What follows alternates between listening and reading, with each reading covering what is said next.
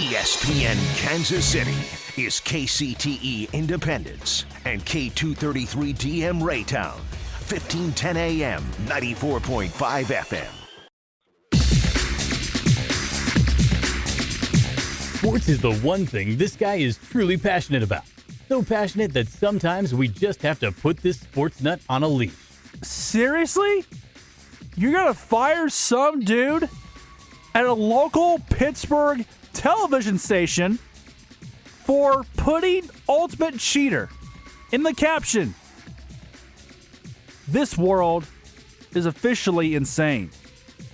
Officially. It already was, but it's officially insane. It's time for Radioactive Sports with Justin Pemberton on ESPN Kansas City. Tune in every Saturday morning as Justin gives his fascinating opinions and thoughts on the most interesting topics in sports, right here in Kansas City. Now the host himself, Justin Pemberton.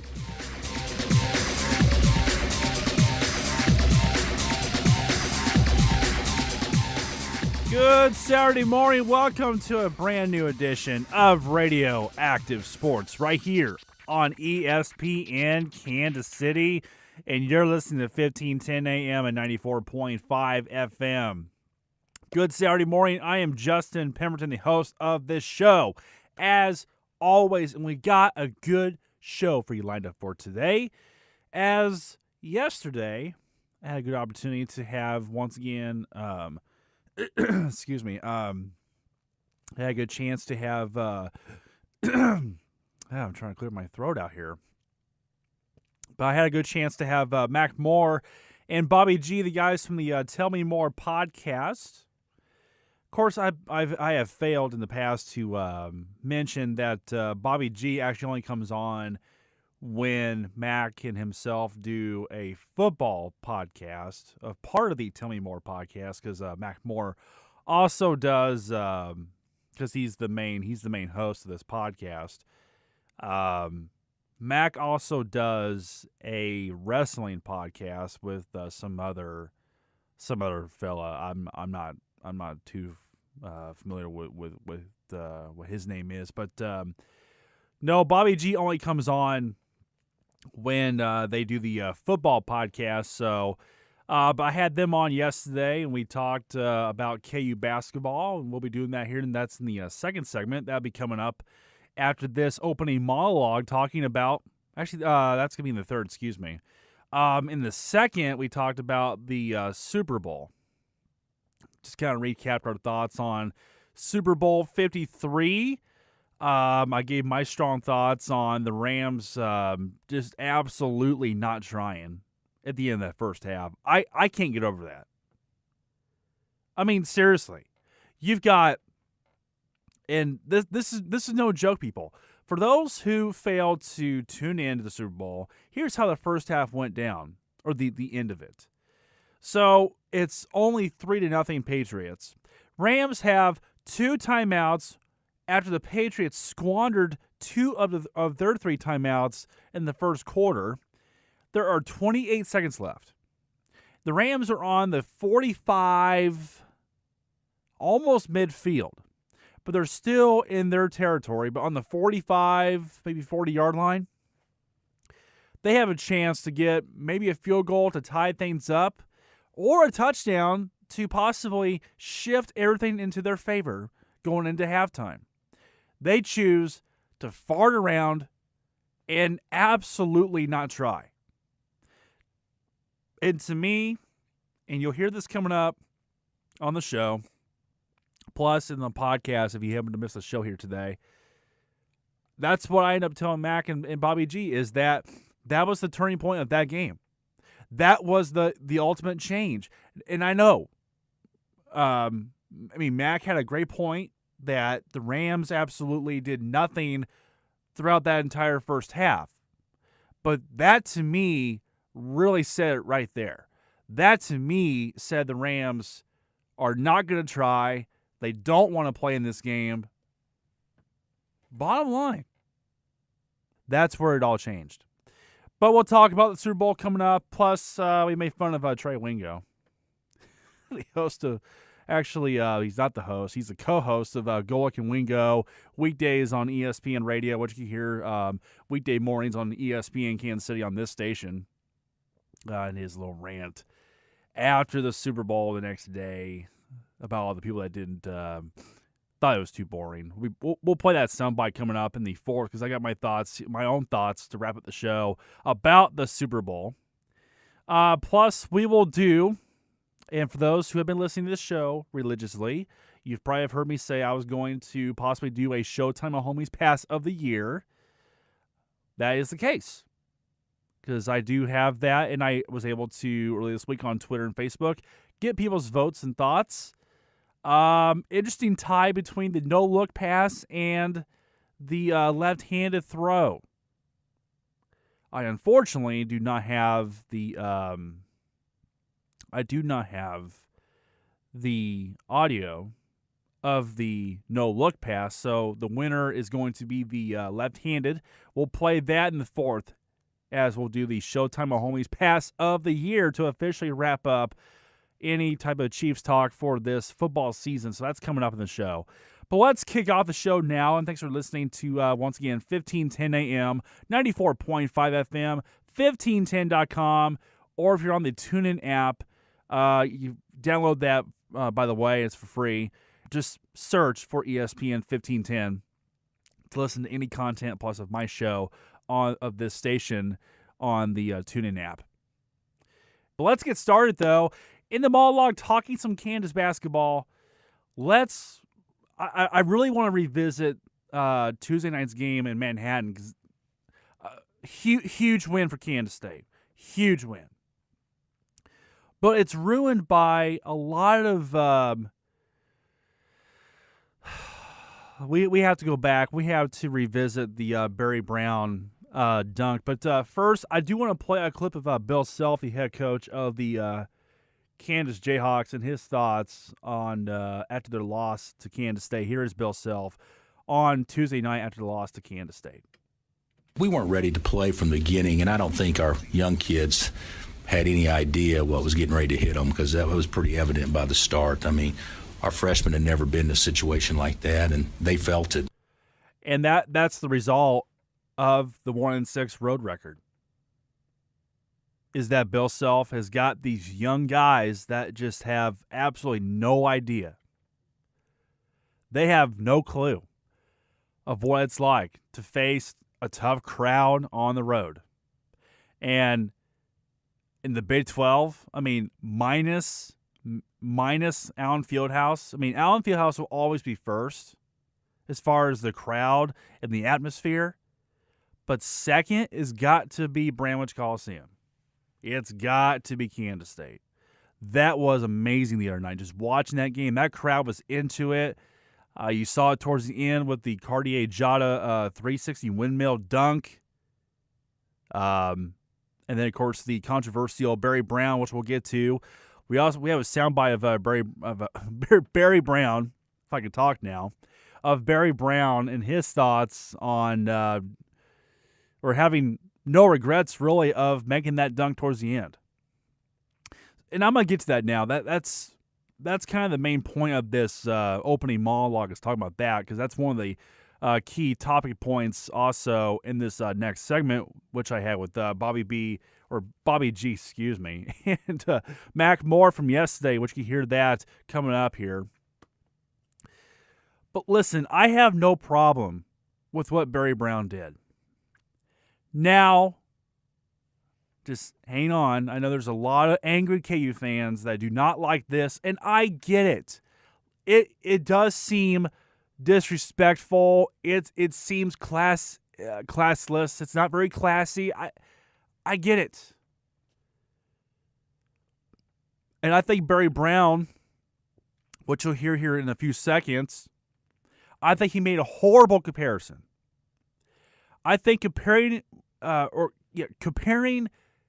to Brandon Green, who was an all-around a-hole. I mean, let's be honest here. All KU fans have to agree that Brandon Green was not the greatest role model, teammate.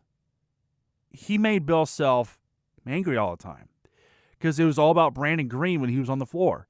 And Brandon Green didn't give a crap what he did.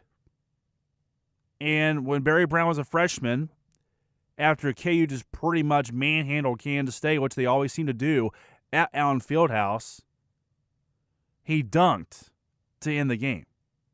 And at that time, when Green did that, that was very classless.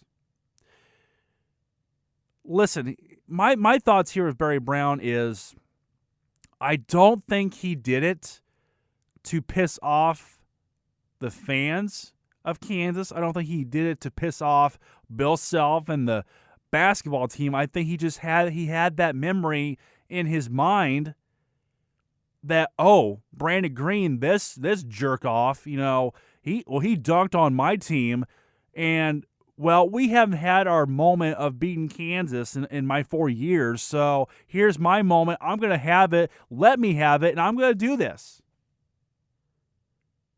Now, if I was a player, I wouldn't do that. And if I end up doing that, I would have regrets.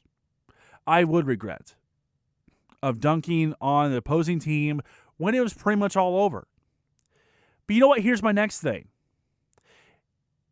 You as Kansas or any opposing team that's playing the team that's already beaten you, if you don't want that to happen, and then you'll stop them.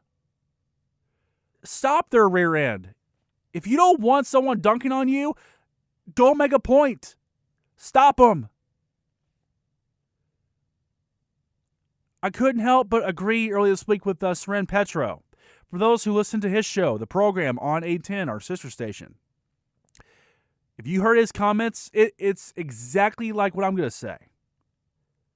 I am also one of those people that doesn't care about running up the score.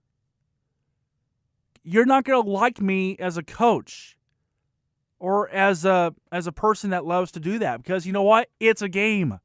You're supposed to play all 40 minutes or all 60 minutes or whatever, all 3 hours if it's a baseball game, or 4 hours, whatever it is. You're supposed to play until it ends. Make a statement if you do not want someone dunking on you. I get it that it's classless. I get it. It is a game. It's not going to define who we are as people. Move on. I have no problem with Barry Brown with what he did. So forgive me if I'm saying all this. If you think I'm a jerk for saying all this, that's your opinion. That's your opinion. And again, I understand how KU Nation is feeling. It looks bad. Here's Barry Brown after making that dunk. Here is his remark on not regretting on dunking at the very end of the game. Barry, is there any regret about dunking that last ball there at the buzzer? No regret at all, man. I remember my freshman year, they were beating us at KU by 12, 15, something like that, and one of the players dunked at the end of the game, and the game was clearly over. So I just went to return the favor, honestly. It's the only thing going in my head. Shout out Brandon Green. See, to me, again, that's not trying to get after KU Nation as a whole. He was just that was the whole situation, remembering what he went through and how he felt when he was a freshman at Kansas State after getting pummeled by Kansas in Allen Fieldhouse, like usual. Listen, Kansas State needed that win. They got that win. Let them have the moment, okay? Barry Brown wasn't doing it to show off and be some kind of jerk off. He wasn't trying to be an absolute selfish jerk to Kansas. He just remembers that moment, and he was wanting to have his moment. So this to me, I think, has gone out of proportion. But you'll hear more of that coming up, though, in my conversation with Mac Moore and Bobby G. But let's take the break here. Coming up will be the start of my two-part conversation with Mac Moore and Bobby G from the Tell Me More podcast here on Radio Active Sports, and you are listening to Radio Active Sports on another Saturday morning.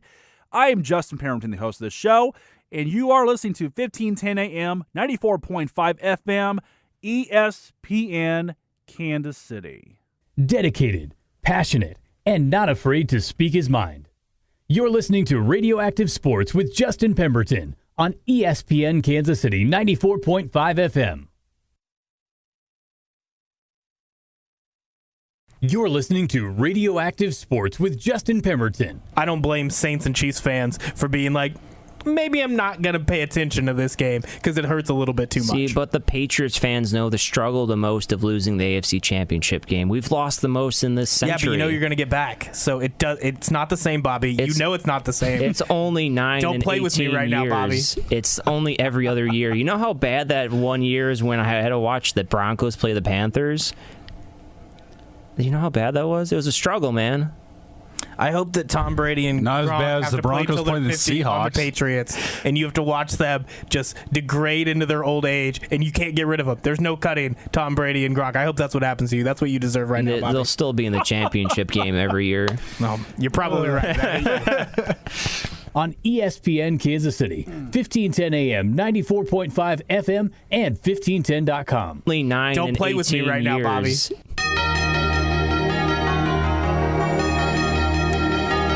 Welcome back to Radioactive Sports here on ESPN Kansas City. Now glad to be joined with Bobby V and Mac Moore, the guys from the Tell Me More podcast. I love making funny liners. This is awesome stuff. How's it going, guys? I can finally tell my mom I made a good soundbite, so she'll be proud. I like how you picked out the one soundbite that makes me seem really smug and annoying because it fits me perfectly. I love it. The one soundbite? All right. Just one? I mean, there's a few, but he picked the best one. He picked the best one. Let's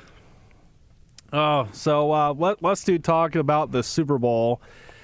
Man, that was, while it was boring, you know, I'm glad the Rams did not have a chance to make themselves relevant in Los Angeles because, honestly, and you may have seen my post on Facebook, I was saying you can only be successful in St. Louis. And you deserve what you get, Rams. That's just, I thought that was somewhat okay. Yeah, it sucked the Patriots won, but at least the Rams didn't get their claim of fame, at least. It's still, I'm not one of those people that's going to write somebody off for not winning the Super Bowl. It's still a big deal to make it to the Super Bowl. Obviously, winning it, we'd get the bandwagon effect, and you'd make sure that there's a lot more fans that are actually going to show up this time. That was actually a decent factor in that game. Was it was 90% Patriots fans and LA Rams fans don't really exist. I don't know how much losing that game really has affected them in the future, unless, of course, the beatdown that Bill Belichick put on Sean McVay in terms of scheming, if that's going to be the telltale sign of the future and they finally figured that guy out, that will have more of an impact than just losing this game, in my opinion. Mm-hmm. See, the biggest impact of this game is Bill Belichick may have taken away Sean McVay's offense, but he hasn't taken away his hair gel yet. So he's still got it. McVay's still got it. He's got a little bit left in the tank. No, I'd say Sean McVay took away Sean McVay's offense. I mean, that you talk about piss poor. Let's go back to the end of the first half. You've got 2 timeouts with 28 seconds left. I know you're still in your own territory, but you're at the 45-yard line or something like that. You got a chance to manage this properly, at least maybe get a field goal. If not, maybe a touchdown out of it or something. And they choose to diddle-daddle around, and they don't get anything out of it. It was so conservative, and I couldn't understand that for the life of me. Well, I mean, and that set the tone, I thought, for the rest of the game. I mean, they weren't getting anything done at all. So in that situation, yeah, you could have played it better, but it really was the Patriots coming in with a genius game plan that stopped everything the Rams wanted to do. They came in with this 6-1 front where they were both able to stop the Rams' outside zone rushing game and then stop any sort of play-action bootleg that was the bread and butter of this Rams offense. And when they the big thing, it wasn't that Sean McVay didn't be more aggressive at the end of the first half. It's that at no point in the game did they change it up. The Patriots came in with the perfect formula for stopping the 11 personnel that the Rams ran, and they never went to 12 personnel. They never went to spread out to try to get Todd Gurley matched up on a linebacker. They didn't actually change at any point in the game. That's the thing. Football is all about adjusting. The fact that Sean McVay just got his team got punched in the face early in that game, and then in the second half to never make just try to change, try to do something else. He believed that offense had scored 30 points throughout the regular season. They were so good that, they got stopped in the first half, but over 4 quarters of football, at some point we'll break through and we'll do it. And instead, the Patriots shut him down for full 4 quarters. And you say it's a boring game. To me, that's beautiful football. To have watched that, it'd be one thing if you could do it in a half like the Patriots did to the Chiefs in the conference championship game. To be in that big of a moment and for the Patriots to keep them on lock for a full 60 minutes, that's beautiful football to me.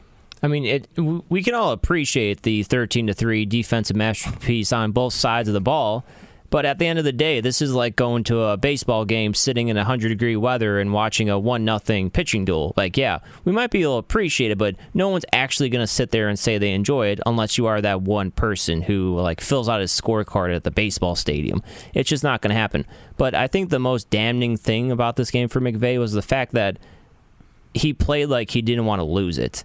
Both coaches understood it was a close game, but if you go a year back, the reason the Eagles won that Super Bowl was probably because Doug Peterson just understood, I'm going to play to win this game. I don't care who. Right, if it's, yes. I think McVay realized, he's like, and he kind of psyched himself out. I'm just guessing I hope this was it is, because he didn't use any of his best weapons well. He didn't use Todd Gurley. He might have understood that he's up against, Bill Belichick and Tom Brady, the hooded boogeyman and the GOAT, and he got a little scared. He didn't want to make the first mistake, and it just turned out him being, going to the well one too many times with the same plays over and over again.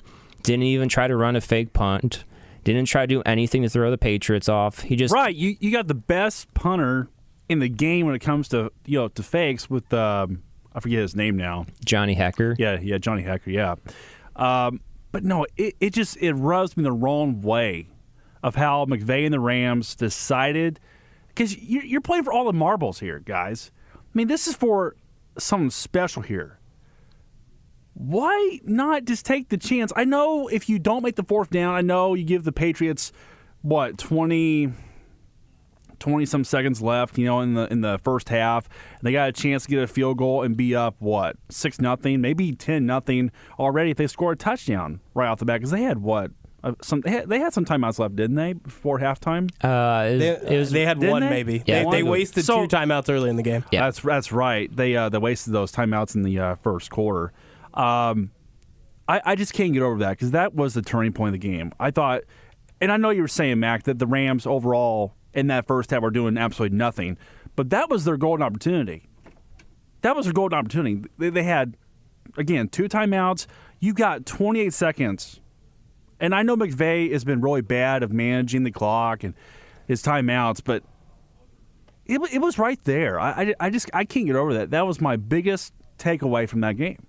Yeah, for me, I wouldn't even think of that moment. I think the moment for me that stood out, obviously you could go to the end of the game when Gilmore gets that interception late, and that sealed the game. But for me, the moment they really had the chance to take over, and this one doesn't even fall on McVay, it was under 4 minutes in the third quarter. Rams 1st and 10 from the 29-yard line, and Cook runs that post route, and nobody's on him. Wide freaking open. Yes. And Jared Goff, he just hesitates. Mm-hmm. He waits and waits. This double pump, throws it, and it's too late. Even then, it wasn't even really too late. It should have been too late. Jason McCourty had to make a hell of a play just to get there, but he does. He knocks the ball away. Yeah, he ran all the way back. If they get that touchdown, that's a completely different game. Yes. And that's the play right there. And it's not even on McVay for not scheming it up. Jared Goff is just a quarterback right now now that while he has tremendous upside and he's part of the reason they've gotten to where they are, he has to get better at anticipation. He has to be able to face when the Patriots go from you plan for it to be a man coverage and they come out in zone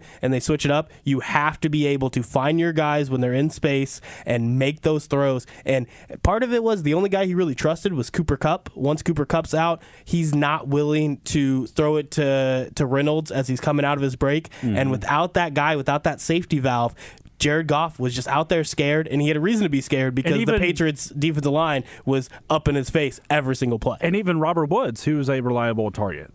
Yeah, and Robert Woods is a little bit about getting him down the field. I think there were times he would throw it to him when he was getting open, but at some point Jared Goff just got too scared, and he's not very good at anticipating throws anyways. And that might have been part of the reason McVay didn't open up the offense a little bit more. I was talking about the spreading them out, but the problem is when you do that, then it's all about quick throws. How can you get it out quickly and anticipate guys that are open? And if you can't trust Jared Goff to do that, that limits what Sean McVay can do as the kind of counterpunch to what the Patriots brought to him. And it was just crazy how outmatched they were for that full game. And I thought going in, I thought it'd be the exact opposite. I thought the Rams they got the more pure talent. I mean, yeah, Tom Brady versus Goff. I mean, that's a complete mismatch. We can discuss about that until we're blue in the face. And of course, yeah, Belichick versus McVay. Yeah, we know about that match. Yeah, okay. But overall, everywhere else, the Rams had the pure talent. And it was just so surprising how they just didn't come out with their hair on fire. It was surprising. They had the pure talent up and down the roster, no doubt. But I think we saw in this game IQ. Yeah, the best football IQ is with the Patriots all the way. And it might not even be that, but the best experience of playing in the Super Bowl and having being in that moment is the experience of playing the Super Bowl. Almost everyone on the Patriots roster has played in a Super Bowl just because the last couple of years. Just about no one on their Rams roster has played on a Super Bowl. And the young players, even the young coach, they look just absolutely just out of their mind in a bad way. They didn't understand what's going on. You saw Goff seeing ghosts in the fourth quarter when it mattered most. We talked already about McVay not calling the right play calls. Even early on, I mean, this game could have got really out of hand. John Simon tipped a pass. That's probably a pick six for McCourty the other way if it gets through. And then you had a dropped pick by Hightower. I mean, this game was 13-3. Credit to the Rams defense for keeping it close, but this really could have just got out of hand quick and been 31-3, and we'd be having a completely different conversation about how lost this Rams franchise could be in the next couple of years with all the free agents they're going to have. We're talking with Mac Moore and Bobby G from the Tell Me More podcast right now here on Radioactive Sports. I think out of everything after the Super Bowl, the best thing that's really ever happened as far as the coverage and the talk and the everything after the game was, did you guys hear Trey Wingo on ESPN the day after? I saw a little snippet of it. Well, this is the full clip of Trey Wingo on Golick and Wingo on ESPN Radio the day after the Super Bowl. I am not the audience the NFL is trying to reach. You're right. That's right. I'm throwing that out there, okay? Because I've been all in since I can remember watching football. So they don't have. I've never watched a game for an announcer. I've never watched a game to be. I love the game. Okay, I love the game. I appreciated the brilliance of the coaching, and that was enough for me. Right. What drove me crazy yesterday, including some of our colleagues here, oh, this game is boring. Entertain me, please. Make me want to watch. That's so much Shut to up. ask. Just shut up. If you don't want to watch, then don't watch. Go watch the Raptors and the Knicks. Go do something else. But don't sit there for 4 flipping hours with your eyes glued to the game and say, oh, this is so boring, but I can't stop watching. Oh, it's so boring. Just shut the hell up. Wow, okay. I mean, give me a break. If you don't want to watch it, then don't watch it. But don't watch the game and sit there and go, oh, I hate it. That's the worst. And you people that did that, you're the worst. The absolute worst. Yeah, Jerry, we'll tell them. I don't want to hear any of that garbage. If you don't want to watch the game, don't watch the game. But don't sit there watching the game and saying, oh, I'm so bored. I can't take it anymore. Give me a break. Man, I don't know if you've seen the ratings. No one watched that game. he might want to have fact-checked himself before that. And just as a Patriots fan, I don't even know if my eyes were glued to the TV. They were kind of glazed over at points, and I was just on Twitter. Tell us how you really feel, Trey. I get the sentiment. I definitely was looking over tweets and thinking a very similar thing. He has a lot of good points. The delivery, very Herman Edwards-esque, but I think that's the main thing. As mad as he is at fans for watching a game that they thought was boring and just complaining about it on Twitter, that did happen. I think it's much worse to be the guy who's actually visibly distraught while talking about it on TV, on radio about it. That's a step too far, Trey. Yeah, calm down just a little bit. Right, you've got a point, Trey. Just say the point. You don't have to go. All. I'm glad he's passionate about football and about people not liking football. That's really exciting. Trey Wingo got to go to and get some great analysis on ESPN. You don't have to go all Lou Piniella on an umpire. I really wanted him to do like the playoffs, not the playoffs. Boring. Don't talk about boring. Boring. That's what we needed. That sound clip, man. Yes. Like pump up my pitch to like. It's too bad I don't have it right now. Yeah. God. I do. I just don't have it pulled up. Darn it. I love that Jim Mora 2001. Solid. No, I was getting more Herman Edwards vibes. It was. Hello. Just the way he was angry, the cadence. It was like, you play to win the game. That's you don't play just to play it. You don't watch just to complain about it. I think that's kind of what I was getting from Trey Wingo right there. A little Herm Edwards. That is classic. All right, let's take a break, guys. We'll come right back with Mac Moore and Bobby G. We'll talk some KU basketball. It's been a rough week. Rough for Kansas. I cannot believe how rough it's been for the Jayhawks. But we'll talk about the KU State game. We'll talk about the dunk, Barry Brown. We'll talk about the streak. We'll talk about LeGerald Vick. So much to get to with KU basketball with Mac Moore and Bobby G from the Tell Me More podcast. Right after this on Radio Active Sports. I'm Justin Pemberton. Much more after this on 1510 AM, 94.5 FM, ESPN Kansas City. Radioactive Sports with Justin Pemberton. Are you seeing what you're missing, Missouri? I'm sorry. I have friends that are Missouri fans. I'm sorry. Sorry, Jim Grundy. I'm sorry. I'm sorry to others out there, but come on. You're missing this. You beat 9-2, 10-3, whatever against the Big 12 Stags.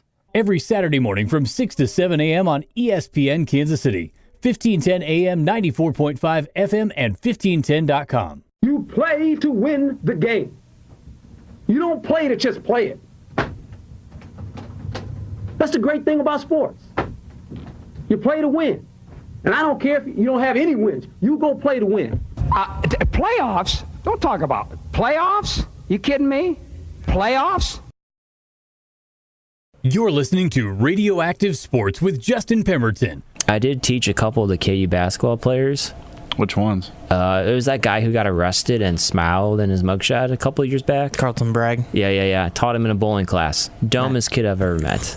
Seemed like I feel bad. What was the other one? LeGerald Vick? Yeah, I'm pretty sure. Like neither of them could do simple addition. Like 14 plus 20. Couldn't figure it out. It was amazing.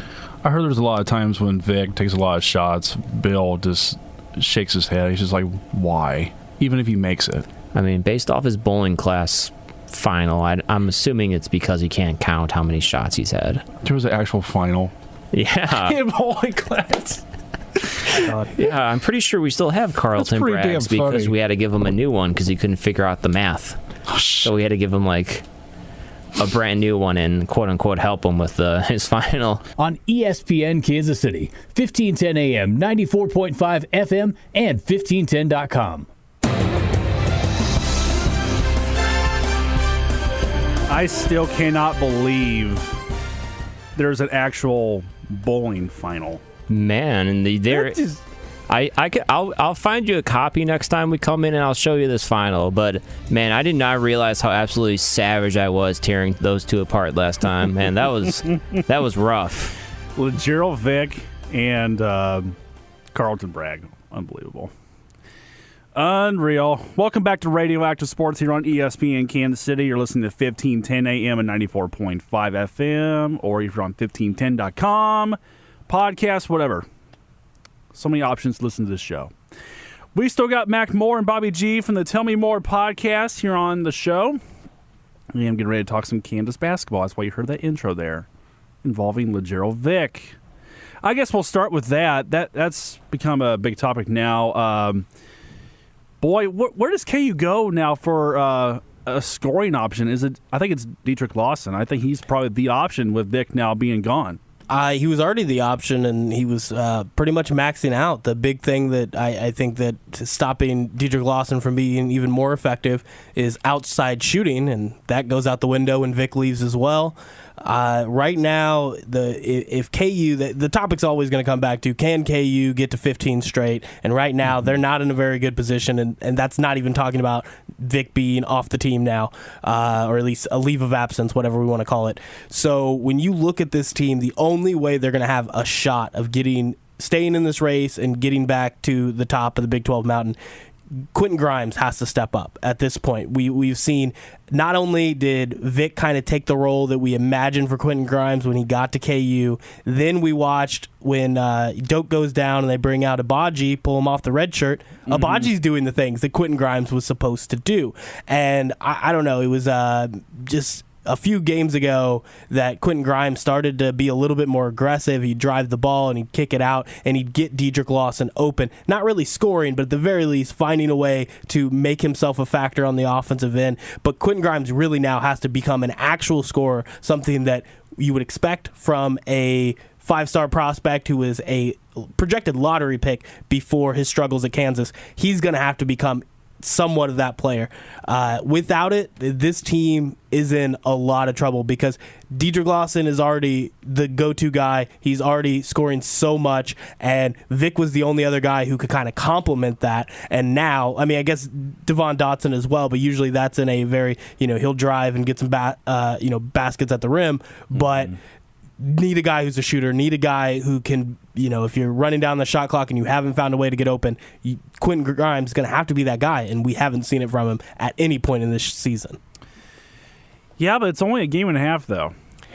There's still a lot of time. It's a game and a half, and you can't win on the road. There's a lot of there's 4 road games. They are 1-6. I mean, I totally get that, and there's a lot of ifs. This is unusual territory for Kansas. Yeah, and I think we had this conversation last time I was on here, and you wanted to really get at the KU fans who are always the sky is falling, and you're right, they do that pretty much every year. I'm not really one of those guys, but this year definitely was, even before the Doak injury, and you just look at this team, and without Silvio, with him being out, and any rational person knew he wasn't going to play this year, and then they got absolutely screwed on that deal. Yeah, and absolutely, we can get into that a little bit, but just in terms of who's out there on the court right now, not having Silvio, and then the thought was, okay, you have Doak, but you also have David McCormick. Well, McCormick's another guy that just hasn't played to the level where he can be on the court and be a really big factor, kind of just be like baby Doak for a while.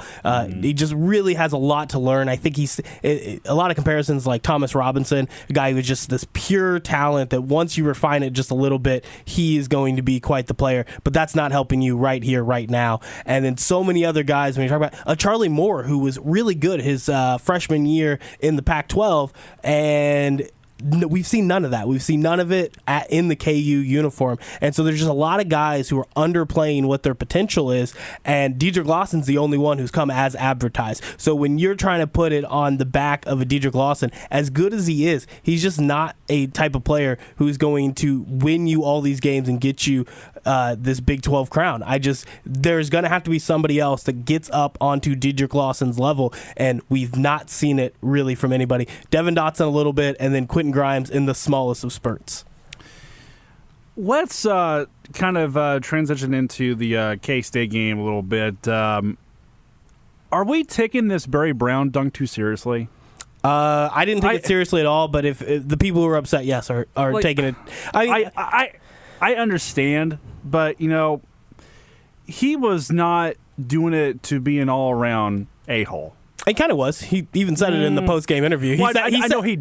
Who did he compare himself to? Justin? Brandon Green. Do you ever want to be a guy? Barry Brown is a real basketball player who's finally got his team up in position to knock KU off the throne. And the first big moment when they get that win in Manhattan, he wants to go into the press conference and say, well, I remember when a guy, Brandon Green, did. You mean a guy who got kicked off the basketball team? That's the one you want to compare it to? It'd be one thing if it was a Frank Mason or a Devontae Graham, and you're like, well, this is tit for tat. I'm just getting back at you. Don't compare yourself to a Brandon Green. That's out of this world. I know crazy. it's a bad comparison, but he felt like he got, or the team in general got disrespected at the very end when Green did do that, and that's why he did. He wasn't doing it to, I wouldn't say to piss off KU Nation. Like what did Bill Self do after that dunk? Well, Bill Self was pissed. He ripped Brandon Green apart. He ripped him a new one. Yeah, So I remember. What did Bruce yes. Weber do after this game? Nothing. Just saying. There, I don't even care. I don't think it's a big deal. But if we're gonna try to do this, go a little bit softer on Barry Brown. It's like, no, he did this on purpose. He wanted to do this. He wanted to get a big reaction, and the coaches don't care. So if it's this kind of classiness, Bill Self showed classiness in that moment. I don't think classiness matters. You win the game. You want to dunk at the end of the game. The other team should stop you from dunking. That's fine. Whatever. Right. But be ready for the backlash. That's all I'm saying. And yes, if I was Bruce Weber in that situation, I would have gotten after Barry Brown and say, hey, what are you doing there? I mean, game's over. We won. Okay? We ended the streak against Kansas. Now we have one up on them, yes. And I wouldn't do that if I was a player. I wouldn't do that. But like you were saying, I mean, if you don't want that, if you want to prevent that from happening, then stop the player from dunking. Play all 40 minutes until the whistle blows, until it's over. Yeah. I personally didn't have a problem with it, but I can understand why Kansas fans are all upset. I get it. It's a little disrespectful. It's not very classy, but it's a game.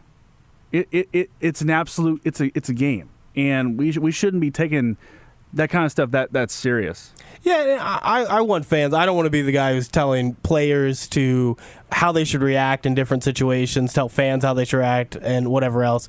But, I mean, there is something when you are the number one team in the Big 12, you're playing at home as the favorite, you win the game, and then you storm the court, you dunk at the end of the game, you start talking it up like, well, this is just kind of what KU deserves.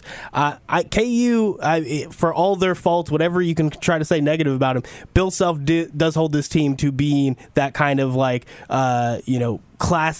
classically team that doesn't want to piss off the other team, basically. Like that's the way he wants to play. He doesn't want to give people bulletin board material.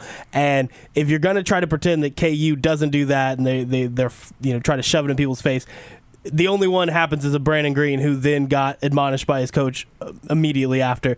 As a team, if K-State wants to be like, we're on the same level as KU, then you do have to at some point start acting in that way. Doesn't mean you can't have fun on the court, but in these type of situations, you can't act like you haven't been there. Right. So another thing, storming the court, what's your guys' approval on that? Do you guys? Once again, I don't care. Do you like storming the court, or? I think it's weird. I think if your team is not very good and you do have this monumental upset, it's just kind of like emotion takes over. Now it feels like it's almost planned. It's like people just want to be like, we're going to do this if they win. And won't that be great? And I think that sort of like pre-planning is just stupid. And the whole point is it's about emotion. If you do it because, oh my God, this is amazing, we never thought this was going to happen, you should probably not be that emotional about the fact your team won as the favorite while you're the number one team in the Big 12. I mean, while Kansas State doesn't have those moments very often of being on the top in the conference and being as one of the elite, they don't have those moments very often. I didn't really expect the students to storm the court. I know it had been 8 games since they beaten Kansas, so it's been a while. So I get that, but I didn't expect the students to storm the court. It was a little surprising, but from my overall from my point of view from storming the court, I think it should continue. I think it should just leave it up to the students. If they want to go do it, go do it. Go be a complete idiot and just run on the court and act silly. And celebrate. I'm not against the idea of it. There is issues if you with you don't have to. there's the potential to injure people when you come on. There's security issues, and I think those is either you allow it or you don't allow it. You have plans for it, whatever. And they did a nice job actually with the security. They got everybody in one spot, and they surrounded all the students to make sure that KU, the coaches and the players, got out safely. Because you remember a couple years ago when that one K-State student went after Traylor, and I think he also went after Bill Self too. I think, if I remember correctly. Once again, that there's the difference between like being a fan and being stupid. Like, who in the world is trying to go after this 6'10", like 260 pounds of muscle? Like, that's just a bad decision. Like, I don't care how excited you get about a game. Don't go after these players. They're not regular people. They are these larger-than-life athletes that will beat the hell out of you. Like, when you're try probably drunk. Possible. I mean, I don't know. I can't say. That's quite the night if you're dumb enough. Like, there's a lot of drinks to decide you could take on Jamari Traylor. I can't say if that student was drunk or not, but we can guess. But seriously, I mean, that's a pretty good indication that you decided to take on a 6'10" muscular guy. That's when you know you're stupid because you're a little. Ugh. All right, I'm going to throw in a quick opinion here because I'm an old man. I don't think you should ever storm the court. You should never storm the field. You're not an athlete. You didn't do anything to get this win, but you should always absolutely storm the court or field as long as it has shrubbery around the field so you fall in and you get stuck, because then I can laugh at you on ESPN's Top Fails. Solid. That's a good one. I do love watching those, by the way. Those are pretty good. Yeah, I can't say much because as a KU fan, football, they'll storm the field if they beat a FCS team. So it's pretty sad. They did it this year, and then they try to tear down the goalpost no matter what happens and just throw it in the pond. So that's not, the football side does not have the same track record as the basketball side when it comes to that. But for me, I'm not completely against the idea of fans getting excited, but like, don't manufacture it. Don't do it when you're in the position to win the Big 12 championship and, okay, we beat KU. It's like, no, like, hold yourself to a higher standard. If you don't want KU to keep disrespecting you and treating you like the little brother, stop acting like the little brother. All right, guys, any last words of anything? Well, I mean, I guess we came here to talk about if KU can win the Big 12 regular season title for the 15th straight time. So looking down at this list right now, and you're staring at those standings, are you willing to? You were pretty big on the don't count out KU until it's over. Who do you think wins the Big 12 regular season title? I told you during break that there's a small part of me that's starting to lean towards someone else doing it, but I'm still going with Kansas until it's proven. Now, if you're asking a team outside of KU that can win the Big 12, I'm probably going to go with Iowa State. I know K-State right now is on top in the Big 12, but they still got some tough games left in their schedule, and I think Iowa State has the more favorable schedule, if I'm not mistaken. I'll go with the Cyclones for a team that's not KU, but overall, I think KU will get it done. Yeah, I mean, I think right now it's kind of balanced in terms of the schedule. It's really hard to pick who has the hardest one going down the stretch when you're just looking at like road games and can they get a victory. There's a possible situation where 5 teams could end up with a share. Yes, it's still within the realm of possibility. You just have to hope that Texas can win games. That's crazy. Not a long shot at all. I mean, right now it is still up in the air. There's still a lot of really good teams. We talked about it last time. It's still true today. Very top-heavy Big 12 with a lot of good teams. And then when you're looking at like who they're facing on the road, like K-State right now, I think just has to still be the favorite, being the half a game up on Iowa State. And your toughest road games as you're going down the stretch. All right, you're about to face Baylor. So we talked about this. Scott Drew, pretty good at crap in the bed at the wrong time. This seems like the perfect game for that to happen. Then from there, it's Texas on the road. They have a West Virginia game on the road in a few weeks. KU and TCU down the stretch on the road. It's really hard to get a win in Allen Fieldhouse, and then TCU is going to be tough down there in Fort Worth. So that schedule right there, you can go like about 50% on the road games and you win. And it's similar to KU and Iowa State. There's a couple games that they should win on the road, a couple games that are going to be very tough on the road, and then if everybody wins at home, that's all K-State needs to do to get to the end and hold on to it there. But what happens is that pressure starts to build up. K-State, in this moment, they've been telling everybody that they've been underrated all year. They were in the Elite Eight, and even as they were the number one team in the Big 12, they weren't even ranked, and they're right there at the top. So can they, now that they're no longer going to be underrated, now can they show up and say, we are the best team, we're going to win the games we're supposed to win, and we're going to hold off a surging Iowa State, a KU team that's in shambles, and then Baylor, who just happens to be there. If Baylor wins that game, like all of a sudden we have to just admit Baylor's in the discussion. They may end up winning this conference. I can't figure out for the life of me how Baylor's in this discussion. Like, it seems so weird because they were, at one point they were 10-6 and they were pretty much dead in the water. Now they're 15-6. They're 7-6-2. Yeah, 6-2 in the conference. 6-3 right now. 6-3. That's right, because they lost to Texas the other night. So that's the tough thing. Like, you lose that game, that's a game that even on the road, you got to get those wins over teams like Texas. Is not very good this year. And Texas is another team that I'm scratching my head too. How they're 4-4. In this league, when they really probably should be, maybe they could be winless. Maybe. Yeah, I don't think they're quite that bad, but it is a team. Well, they did lose to Radford. Yeah, but that's once again, there's difference between what you are. They beat Carolina. There's a difference between what you are at the beginning of the year, right, and then what you are down the stretch, right? And right now, the Big 12 just has a lot of teams that down the stretch are really good, and they're kind of eating each other. Only real bad teams right now, West Virginia, and that's because when you lose your best player, you're not going to have a very good season. Mm-hmm. And right now, the guys at the top are having a very hard time just winning on the road. KU having the hardest time winning on the road. And right now, it really is just do your job at home, and on the road, maybe pick up a couple victories, and you can hold them off. But K-State, the pressure's on. They haven't been in this situation too often over the last 15 years. Right. That'll be the big key for them. And it's not just we're holding off KU. You're also holding off 3 other teams that are really good, and they're just right there behind you on your tail. I'd say more than the last 15 years. It's been like 30 years, really. For their whole time. I was trying to be nice, Justin. I was trying to be nice to the Wildcats. I didn't want to just remind them that they've been awful at basketball for so long. 3 Elite Eights since 1988. They're good right now, and that's what really matters. But we'll see what happens when the pressure's on. Bobby G, any last words?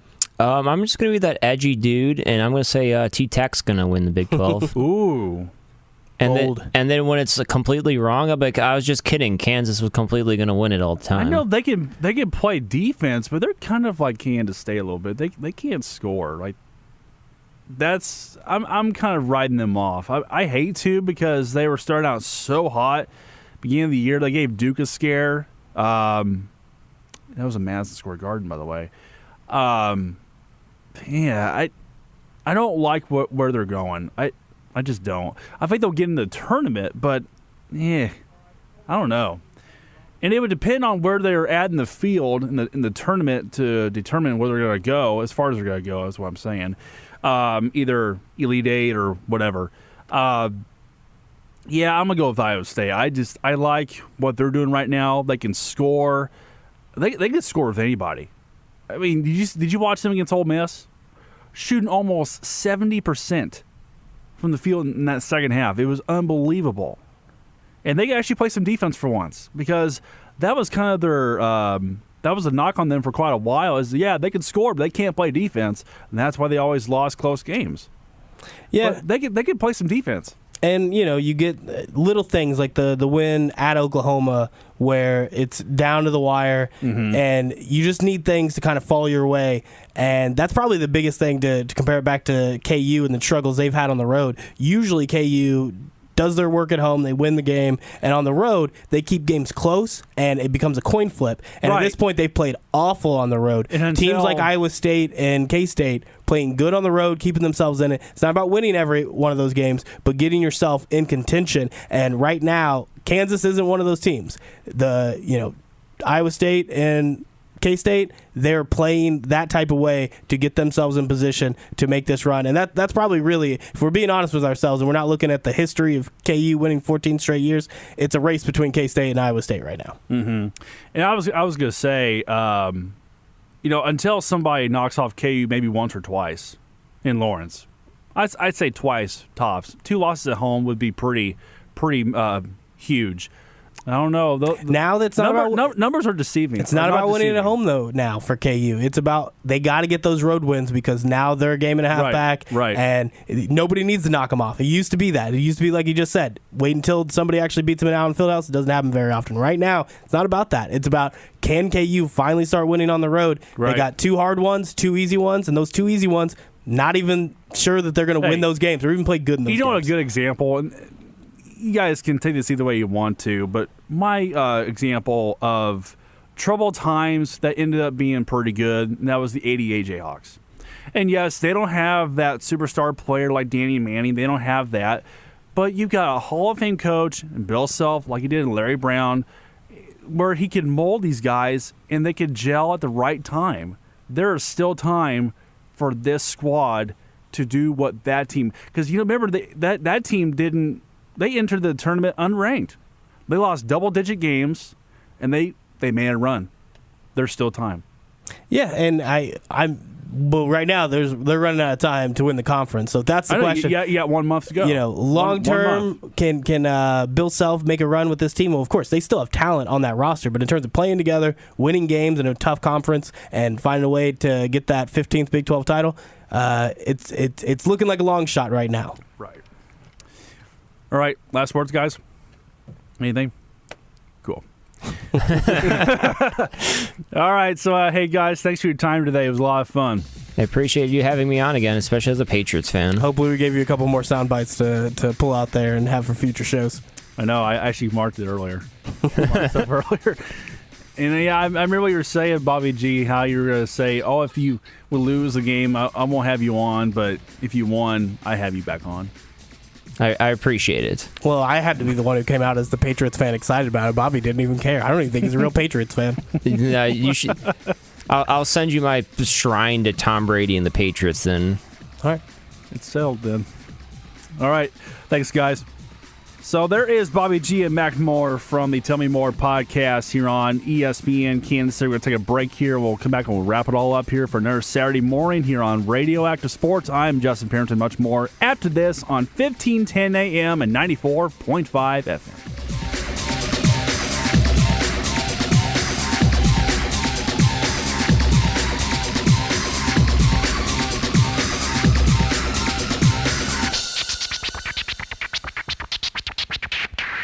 Radioactive Sports with Justin Pemberton. Criticism where? From where? Outside. Noise. From where? Twitter, radio. Yeah. Oh, I'd give a rat's ass about Twitter. It's a platform for people that are sitting home drawing an unemployment check, sitting in front of a keyboard. Don't touch that dial. Radioactive Sports with Justin Pemberton will be right back on ESPN Kansas City. Radioactive Sports with Justin Pemberton. You guys know the rules. What are we doing? It's a waste of time being a coach and being at your mercy. I tell you, why do we have officials? Just up the game. On ESPN Kansas City, 1510 AM, 94.5 FM, and 1510.com.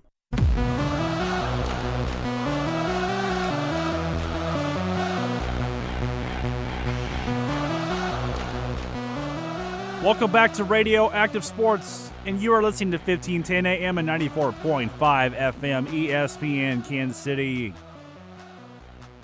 Thank you once again to Mac Moore and Bobby G for being on the show here for today. That was a lot of fun yesterday, get a chance to be with those guys and talk some Big 12 basketball, and of course talk a little NFL football, talk about the Super Bowl. And also, we have our moment of making fun of Trey Wingo. Which is coming up here in just a matter of moments as well. Get my last thoughts on the Super Bowl, too. Other than the Rams just absolutely messing up their golden opportunity, which I again, that that in the first half was just unreal. But let's real quick with the Showtime Mahomes pass of the year. Very interesting tie between the no-look pass and the left-handed pass in Denver early this year on a Monday night. 29% of people voted for each of those. But I've got the audio for the left-handed, so that is the winner of today's Showtime Mahomes pass of the year. So here, without further ado, here is the Showtime Mahomes pass of the year. Broncos show blitz, a sellout blitz. Mahomes trying to keep it a drive. He's looking to the left side. He throws it left-handed to Tyreek Hill, and Hill makes the catch, and he's out of bounds at the 49-yard line of Denver. A first down, 3rd and 5. Batman's left-handed. He throws it for 6 with his left hand. Mahomes, ambidextrous. A 3rd and 5 for 6 to Tyreek Hill. And, that was the one I was going for as well. I love the no-look pass. I love the very first touchdown ever thrown by Mahomes at Arrowhead in a home game against the 49ers in the home opener. And I love touchdown number 50. Those were the options I chose. But, man, the left-handed throw was just unbelievable against the Denver Broncos. You got Von Miller come down, breathing down your neck, and you could somehow pull that off. Wow. That was incredible. But that is the official conclusion of the Showtime Mahomes Pass of the Week. For this season, we'll be back next year, and we'll do more of that on this show, as we'll see plenty more of exciting plays from one Patrick Mahomes, the MVP of the National Football League and the franchise of the Kansas City Chiefs. He is by far the franchise player. It's not even close. Let's wrap it up, though, talking about my last thoughts on the Super Bowl. I have to start with Trey Wingo. This, you know what? This really shocked me because Trey Wingo for years has been the host of NFL Live, and you just don't expect this type of roar or type of outcome from a guy like Trey Wingo, who is once again the host of Golick, not the host, but the co-host of Golick and Wingo weekdays on ESPN Radio, which can be heard on this station every weekday morning on ESPN Kansas City. It was just too much. It is hilarious, but Trey, I mean, calm down, dude. You've got a great point. I mean, if you're bored with the Super Bowl, you can go do something else. But this is too much over the top. Shut up! Just shut up! If you don't want to watch, then don't watch. Go watch the Raptors and the Knicks. Go do something else. But don't sit there for 4 flipping hours with your eyes glued to the game and say, oh, this is so boring, but I can't stop watching. Oh, it's so boring. Just shut the hell up. Wow, okay. I mean, give me a break. If you don't want to watch it, then don't watch it. But don't watch the game and sit there and go, oh, I hate it. That's the worst. And you people that did that, you're the worst. The absolute worst. Yeah, Jerry, we'll tell them. I don't want to hear any of that garbage. If you don't want to watch the game, don't watch the game. But don't sit there watching the game and saying, oh, I'm so bored. I can't take it anymore. Give me a break. Just too much over the top. That's too much. But that's by far the best thing I've heard all week. And I've heard very little talk about the Super Bowl, really. Again, my take away from that game is the Rams crapping it away in the first half. I do love Mac Moore's point on that one throw that I'm sure that Goff would love to have back. I'm sure. That beautiful route by Brandon Cooks going down the field, absolutely burning the Patriots secondary. Goff just hesitated way too long. You can't miss those throws. You can't miss those. And that's what separates Mahomes and Goff and these other quarterbacks. I think Jared Goff is a complete bust. I think he's a complete bust. I mean, maybe Andy Reid. Okay, not maybe. Andy Reid could make Jared Goff a lot better. But something tells me that Jared Goff is just a bust. That's just my personal opinion. I mean, they've got the wrong quarterback. They've got the running back. They've got the receivers. They've got the defense. They've got the coordinator on defense. They've got the right head coach. They got the right mind. Just as long as you don't mess up your timeouts and your clock management, like Andy Reid does a lot of times. I think McVay's got a lot to learn, and learn to not get pants by an old coach and Belichick. I know Belichick's a genius, but come on. I mean, you're a young mind. You got pants by a 66-year-old. You got pants, dude. Unbelievable.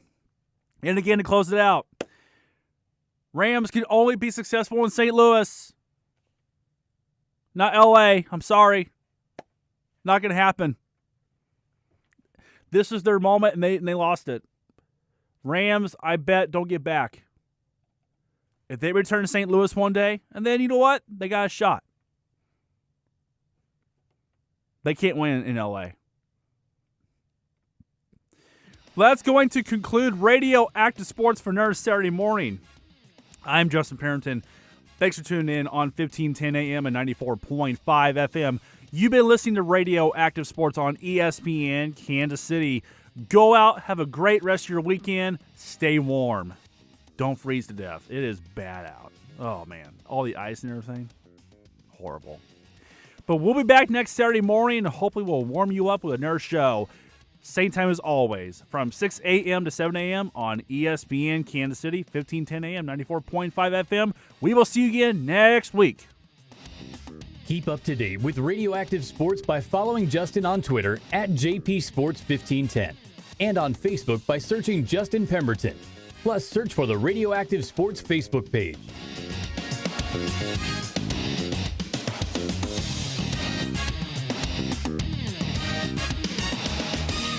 You've been listening to Radioactive Sports with Justin Pemberton. And then 10 years. You ever been to Waco? Don't go. Oh, that's right, Jim. You have the unfortunate moment of actually being trapped in Waco. That was Lubbock. That's a different story. Oh, I hate. But Waco was just as bad. I wasn't in Waco for nearly as long. It was just as bad, my friend. Because they didn't even have a Buddy Holly museum, okay? Oh, God. They didn't have the Chili's. They didn't have the Dillards. Nothing. It's just like 7 Baptist churches in a football field. That's all it was. And a statue of RG3. That was it. Oh, man. Yeah, well, Waco, of course, you're something so special. And a TV production crew for Fixer Upper. That was it. Wow. That was it. Wow. On ESPN Kansas City, 1510 AM, 94.5 FM, and 1510.com. Bye-bye. ESPN Kansas City is KCTE Independence and K233 DM Raytown, 1510 AM, 94.5 FM.